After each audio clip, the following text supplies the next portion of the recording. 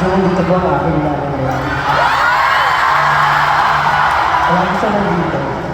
Nanonood ako sa photo.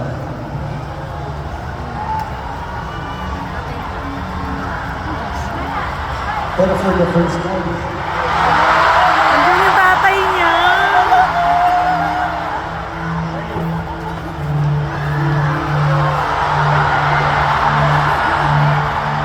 nakapanood na po ako na aking pakilog. Sa totoo lang, hindi ko alam paano perform ito sa actor.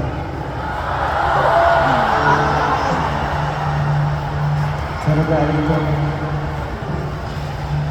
nandito siya ngayon. Ito rin ko pang gusto ko lang.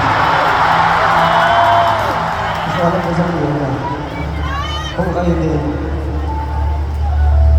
broken family, I hope hindi pa ako para sa inyo. At kahit pa paano, mabuo ang mga peace sa buhay ko. Para po sa lahat ng ating mga bata, para sa inyo po.